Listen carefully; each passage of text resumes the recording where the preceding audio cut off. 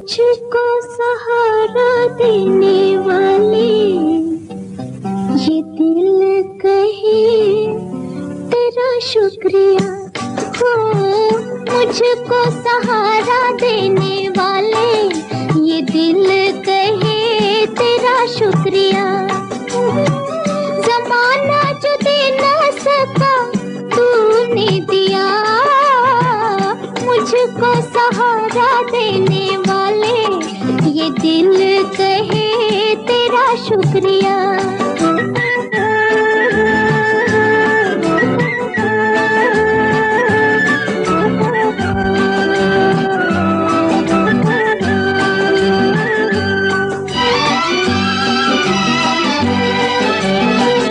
कब से भटकते थे राहों में हम, कब से भटकते थे राहों में हम।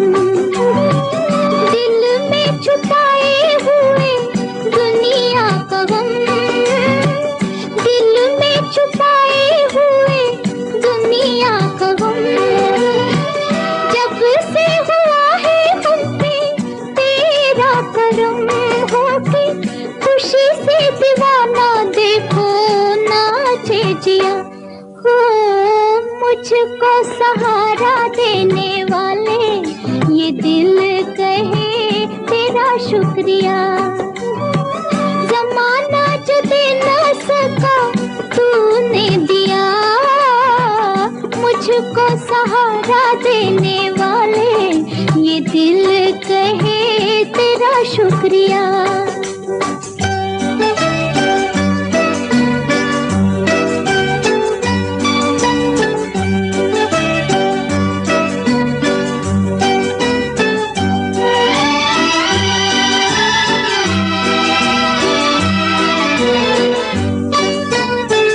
समझ में न आए क्या मैं बदले में दूं, समझ में न आए क्या मैं बदले में दूं। तमन्ना यही है तेरी बन के रहूं, तमन्ना यही है तेरी बन के रहूं। दिल में बिठा के तेरी पूजा करूं, मैं हूँ तेरी पुजारन, तू है मेरा देवता हो। मुझको सहारा देने वाले ये दिल कहे तेरा शुक्रिया हो। मुझको सहारा देने वाले ये दिल कहे तेरा शुक्रिया। जमाना जो दे ना सका तूने दिया, मुझको सहारा देने वाले ये दिल कहे तेरा शुक्रिया हो। तेरा शुक्रिया हो, तेरा शुक्रिया हो, तेरा शुक्रिया। ओम शांति 12/11/2025 प्रातः मुरली। ओम शांति। बाप दादा मधुबन। बाबा आज कह रहे हैं, मीठे बच्चे, तुम ड्रामा के खेल को जानते हो, इसलिए शुक्रिया मानने की भी बात नहीं। मीठे बच्चे, तुम ड्रामा के खेल को जानते हो, इसलिए शुक्रिया मानने की भी बात नहीं। प्रश्न, सर्विसुल बच्चों में कौन सी आदत बिल्कुल नहीं होनी चाहिए? उत्तर, मांगने की। तुम्हें बाप से आशीर्वाद या कृपा आदि मांगने की ज़रूरत नहीं है। तुम किसी से पैसा भी नहीं मांग सकते।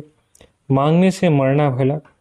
तुम जानते हो ड्रामानुसार कल पहले जिन्होंने बीज बोया होगा वो बोएंगे।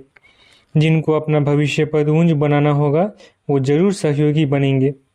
तुम्हारा काम है सर्विस करना। तुम किसी से कुछ मांग नहीं सकते। भक्ति में मांगना होता है, ज्ञान में नहीं। गीत, मुझको सहारा देने वाले तेरा शुक्रिया। ओम शांति।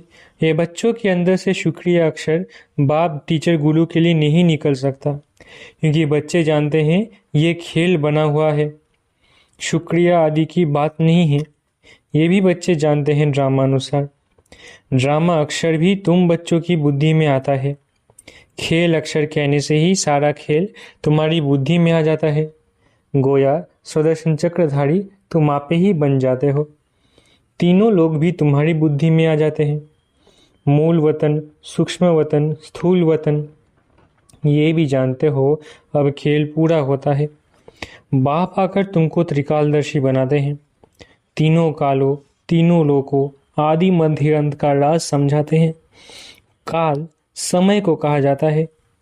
ये सब बातें नोट करने बिगर याद नहीं रह सकती। तुम बच्चे तो बहुत पॉइंट्स भूल जाते हो। ड्रामा के ड्यूरेशन को भी तुम जानते हो। तुम त्रिनेत्री त्रिकालदर्शी बनते हो। ज्ञान का तीसरा नेत्र मिल जाता है। सबसे बड़ी बात है कि तुम आस्तिक बन जाते हो, नहीं तो निधन के है। ये ज्ञान तुम बच्चों को मिल रहा है। स्टूडेंट की बुद्धि में सदैव नॉलेज मंथन होती है। ये भी नॉलेज है ना। ऊंज तेऊंज बाप ही नॉलेज देते हैं ड्रामा अनुसार। ड्रामा अक्षर भी तुम्हारे मुख से निकल सकता है, सो भी जो बच्चे सर्विस में तत्पर रहते हैं। अभी तुम जानते हो हम ऑर्फन थे, अब बेहद का बाप धनी मिला है तो धन के बने हैं। पहले तुम बेहद के ऑर्फन थे। बेहद का बाप बेहद का सुख देने वाला है, और कोई बाप नहीं जो ऐसा सुख देता हो। नई दुनिया और पुरानी दुनिया, ये सब तुम बच्चों की बुद्धि में है, परंतु औरों को भी यथार्थ रीति समझाएं, इस ईश्वरी धंधे में लग जाए। हर एक सर्कमस्टांस अपने अपने होते हैं। समझा भी वो सकेंगे जो याद की यात्रा में होंगे। याद से बल मिलता है ना। बाप है ही जौहरदार तलवार। तुम बच्चों को जौहर भरना है। योग बल से विश्व की बादशाही पाते हो। योग से बल मिलता है, ज्ञान से नहीं। बच्चों को समझाया है नॉलेज सोर्स ऑफ इनकम है। योग को बल कहा जाता है। रात दिन का फर्क है। अब योग अच्छा या ज्ञान अच्छा? योग ही नामी ग्रामी है। योग अर्थात बाप की याद। बाप कहते हैं इस याद से ही तुम्हारे पाप कट जाएंगे। इस पर ही बाप जोर देते हैं। ज्ञान तो सहज है। भगवानोवाच, मैं तुमको सहज ज्ञान सुनाता हूँ। 84 के चक्र का ज्ञान सुनाता हूँ। उसमें सब आ जाता है। हिस्ट्री ज्योग्राफी है ना। ज्ञान और योग दोनों हैं सेकंड का काम। बस हम आत्मा हैं, हमको बाप को याद करना है। इसमें मेहनत है। याद की यात्रा में रहने से शरीर की जैसे विस्मृति होती जाती है। घंटा भर भी ऐसे अशरीरी होकर बैठो तो कितने पावन हो जाए।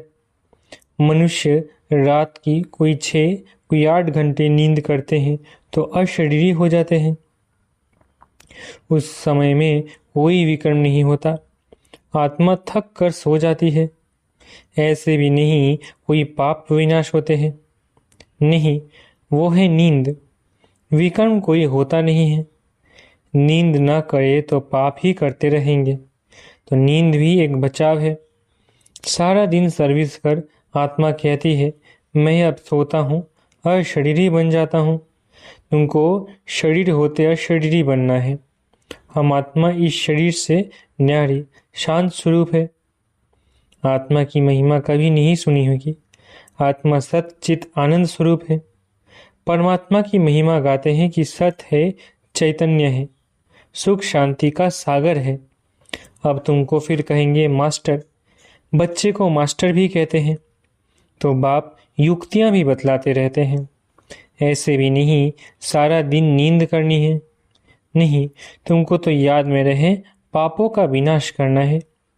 जितना हो सके बाप को याद करना है। ऐसे भी नहीं बाप हमारे ऊपर रहम व कृपा करते हैं। नहीं, ये उनका गायन है, रहम दिल बादशाह। ये भी उनका पार्ट है, तमो प्रधान से सतो प्रधान बनाना। भक्त लोग महिमा गाते हैं। तुम्हें सिर्फ महिमा नहीं गानी है। ये गीत आदि भी दिन प्रतिदिन बंद होते जाते हैं। स्कूल में कभी गीत होते हैं क्या? बच्चे शांति में बैठे रहते हैं। टीचर आता है तो उठकर खड़े होते हैं, फिर बैठते हैं। ये बाप कहते हैं मुझे तो पार्ट मिला हुआ है पढ़ाने का, सो तो पढ़ाना ही है। तुम बच्चों को उठने की दरकार नहीं। आत्मा को बैठ सुनना है। तुम्हारी बात ही सारी दुनिया से न्यारी है। बच्चों को कहेंगे क्या तुम उठो?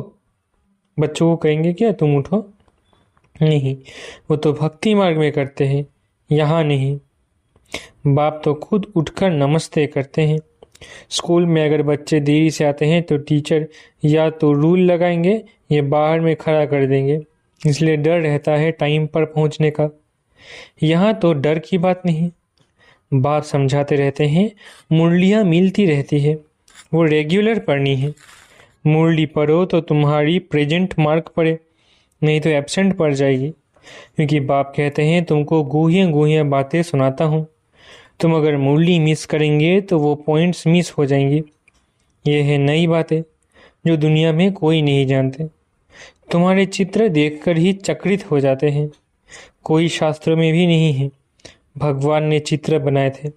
तुम्हारी ये चित्रशाला है नई। ब्राह्मण कुल के जो देवता बनने वाले होंगे उनकी बुद्धि में ही बैठेगा। कहेंगे ये तो ठीक है, कल पहले भी हमने पढ़ा था। जरूर भगवान पढ़ाते हैं। भक्ति मार्ग के शास्त्रों में पहले नंबर में गीता ही है, क्योंकि पहला धर्म ही यह है। फिर आधा कल्प के बाद उसके भी बहुत पीछे दूसरे शास्त्र बनते हैं। पहले इब्राहिम आया तो अकेला था, फिर 1 से 2, 2 से 4 हुए। जब धर्म की वृद्धि होते होते 1,00,000 हो जाते हैं तो शास्त्र आदि बनाते हैं। उनके भी आधा समय बाद ही बनते होंगे। हिसाब किया जाता है ना। बच्चों को तो बहुत खुशी होनी चाहिए। बाप से हमको वर्षा मिलता है। तुम जानते हो बाप हमको सारा ज्ञान सृष्टि चक्र का समझाते हैं। यह है बेहद की हिस्ट्री ज्योग्राफी। सबको बोलो यहाँ वर्ल्ड की हिस्ट्री ज्योग्राफी समझाई जाती है, जो और कोई सिखला न सके। भल वर्ल्ड का नक्शा निकालते हैं, परंतु उसमें ये कहाँ दिखलाते कि लक्ष्मीनारायण का राज्य कब था, कितना समय चला। वर्ल्ड तो एक ही है। भारत में ही राज्य करके गए हैं, अब नहीं है। ये बातें किसकी भी बुद्धि में नहीं है। वो तो कल्प की आयु ही लंबी लाखों वर्ष कह देते हैं। तुम मीठे मीठे बच्चों को कोई जास्ती तकलीफ नहीं देते हैं। बाप कहते हैं पावन बनना है। पावन बनने के लिए तुम भक्ति मार्ग में कितने धक्के खाते हो। अब समझते हो धक्के खाते खाते 2500 वर्ष गुजर गए। अब फिर बाबा आया है, फिर से राज्य भाग्य देने। तुमको यही याद है, पुरानी से नई और नई से पुरानी दुनिया जरूर होती है। अभी तुम पुराने भारत के मालिक हो ना, फिर नए के मालिक बनेंगे। एक तरफ भारत की बहुत महिमा गाते रहते हैं, दूसरी तरफ फिर बहुत ग्लानि करते रहते हैं। वो भी तुम्हारे पास गीत है। तुम समझाते हो अब क्या क्या हो रहा है। ये दोनों गीत भी सुनाने चाहिए। तुम बता सकते हो कहाँ राम राज्य, कहाँ ये। बाप है गरीब निवाज, गरीबों की ही बच्चियां मिलेंगी। साहूकारों को तो अपना नशा रहता है। कल पहले जो आए होंगे वही आएंगे। फिक्रात की कोई बात नहीं। शिव बाबा को कभी कोई फिक्रात नहीं होती, दादा को होगी। इनको अपना भी फिक्र है। हमको नंबर 1 पावन बनना है।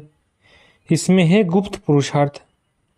चार्ट रखने से समझ में आता है इनका पुरुषार्थ जास्ती है। बाप हमेशा समझाते रहते हैं डायरी रखो। बहुत बच्चे लिखते भी है चार्ट लिखने से सुधार बहुत हुआ है। ये युक्ति बहुत अच्छी है, तो सबको करना चाहिए। डायरी लिखने से तुमको बहुत फायदा होगा। डायरी रखना माना बाप को याद करना। उसमें बाप की याद लिखनी है। डायरी भी मददगार बनेगी, पुरुषार्थ होगा। डायरियाँ कितनी लाखों करोड़ों बनती है नोट आदि करने के लिए। सबसे मुख्य बात तो ये है नोट करने की। ये कभी भूलना नहीं चाहिए। उसी समय डायरी में लिखना चाहिए। रात को हिसाब किताब लिखना चाहिए। फिर मालूम पड़ेगा ये तो हमको घाटा पड़ रहा है, क्योंकि जन्म जन्मांतर के विकर्म भस्म करने हैं। बाप रास्ता बताते हैं। अपने ऊपर रहम व कृपा करनी है। टीचर तो पढ़ाते हैं, आशीर्वाद तो नहीं करेंगे। आशीर्वाद, कृपा, रहम आदि मांगने से मरना भला। कोई से पैसा भी नहीं मांगना चाहिए। बच्चों को सख्त मना है। बाप कहते हैं, ड्रामानुसार जिन्होंने कल पहले बीज बोया है, वर्षा पाया है, वो आप ही करेंगे। तुम कोई काम के लिए मांगो नहीं, नहीं करेगा तो नहीं पाएगा। मनुष्य दान पुण्य करते हैं तो रिटर्न में मिलता है ना। राजा के घर व साहूकार के पास जन्म होता है। जिनको करना होगा वो आप ही करेंगे, तुमको मांगना नहीं है। कल पहले जिन्होंने जितना किया है ड्रामा उनसे कराएंगा। मांगने की क्या दरकार है। बाबा तो कहते रहते हैं, हुंडी भरती रहती है सर्विस के लिए। हम बच्चों को थोड़ी ही कहेंगे पैसा दो। भक्ति मार्ग की बात ज्ञान मार्ग में नहीं होती। जिन्होंने कल पहले मदद की है वो करते रहेंगे, आप ही कभी मांगना नहीं है। बाबा कहते, बच्चे चंदा चीरा तुम इकट्ठा नहीं कर सकते, ये तो सन्यासी लोग करते हैं। भक्ति मार्ग में थोड़ा भी देते हैं, उसका रिटर्न में एक जन्म लिए मिलता है। ये फिर है जन्म जन्मांतर के लिए। तो जन्म जन्मांतर के लिए सब कुछ दे देना अच्छा है ना। इनका तो नाम भोला भंडारी है। तुम पुरुषार्थ करो तो विजय माला में पिरोए जा सकते हैं। भंडारा भरपूर, काल कंटक दूर है। वहाँ कभी अकाली मृत्यु नहीं होती। यहाँ मनुष्य काल से इतना डरते हैं, थोड़ा कुछ होता है तो मौत याद आ जाता है। वहाँ ये ख्याल ही नहीं। तुम अमरपुरी में चलते हो, ये छी छी मृत्यु लोक है। भारत ही अमर लोक था, अब मृत्यु लोक है। तुम्हारा आधा कल्प बहुत छी छी पास हुआ है, नीचे गिरते आए हो। जगन्नाथपुरी में बहुत गंदे गंदे चित्र है। बाबा तो अनुभवी है ना, चारों तरफ घुमा हुआ है। गोरे से सांवड़ा बना है, गांव में रहने वाला था। वास्तव में ये सारा भारत गांव है। तुम गांव के छोरे हो। अब तुम समझते हो हम विश्व के मालिक बनते हैं। ऐसे मत समझना हम तो बॉम्बे में रहने वाले हैं। बॉम्बे भी स्वर्ग के आगे क्या है, कुछ भी नहीं, एक पत्थर भी नहीं। हम गांव के छोरे निधन के बन गए हैं, अब फिर हम स्वर्ग के मालिक बन रहे हैं। तो खुशी रहना चाहिए, नाम ही है स्वर्ग। कितने हीरे जवाहरत महलों में लगे रहते हैं। सोमनाथ का मंदिर ही कितना हीरे जवाहरतों से भरा हुआ था। पहले पहले शिव का मंदिर ही बनाते हैं। कितना साहूकार था। अभी तो भारत गांव है, सतयुग में बहुत मालामाल था। ये बातें दुनिया में तुम्हारे सिवाय कोई भी नहीं जानते। तुम कहेंगे कल हम बादशाह थे, आज फकीर हैं, फिर विश्व के मालिक बनते हैं। तुम बच्चों को अपने भाग्य पर शुक्रिया मनाना चाहिए। हम पद्मा पदम भाग्यशाली हैं। अच्छा, मीठे मीठे सिकिलधे बच्चों प्रति माता पिता बाप दादा का याद करो गुड मॉर्निंग। रूहानी बाप की रूहानी बच्चों को नमस्ते। हम रूहानी बच्चों की रूहानी माता पिता बाप दादा को याद प्यार, गुड मॉर्निंग और नमस्ते। धारणा के लिए मुख्य सार। पहला, विकर्मों से बचने के लिए इस शरीर में रहते अशरीरी बनने का पुरुषार्थ करना है। याद की यात्रा ऐसी हो जो शरीर की विस्मृति हो जाए। दूसरा, ज्ञान का मंथन कर आस्तिक बनना है। मुरली कभी भी मिस नहीं करनी है। अपनी उन्नति के लिए डायरी में याद का चार्ट नोट करना है। वरदान, रूहानी शक्ति को हर कर्म में यूज करने वाले युक्ति युक्त जीवन मुक्त भव। वरदान, रूहानी शक्ति को हर कर्म में यूज करने वाले युक्ति युक्त जीवन मुक्त भव। इस ब्राह्मण जीवन की विशेषता है ही रूहानियत। रूहानियत की शक्ति से ही स्वयं को व सर्व को परिवर्तन कर सकते हो। इस शक्ति से अनेक प्रकार के जिस्मानी बंधनों से मुक्ति मिलती है। लेकिन युक्ति युक्त बन हर कर्म में लूज होने के बजाय रूहानी शक्ति को यूज करो। मनसा वाचा और कर्मना तीनों में साथ साथ रूहानियत की शक्ति का अनुभव हो। जो तीनों में युक्ति युक्त हैं वो ही जीवन मुक्त है। स्लोगन, सत्यता की विशेषता द्वारा खुशी और शक्ति की अनुभूति करते चलो। स्लोगन, सत्यता की विशेषता द्वारा खुशी और शक्ति की अनुभूति करते चलो। अव्यक्त इशारे, अशरीरी व विदेही स्थिति का अभ्यास बढ़ाओ। जो भी परिस्थितियां आ रही है और आने वाली है, इसमें विदेही स्थिति का अभ्यास बहुत चाहिए। इसलिए और सभी बातों को छोड़, ये तो नहीं होगा, ये तो नहीं होगा, क्या होगा, इस क्वेश्चन को छोड़ दो। अभी विदेही स्थिति का अभ्यास बढ़ाओ। विदेही बच्चों को कोई भी परिस्थिति और कोई भी हलचल प्रभाव नहीं डाल सकती। अच्छा, ओम शांति। शुक्रिया बाबा।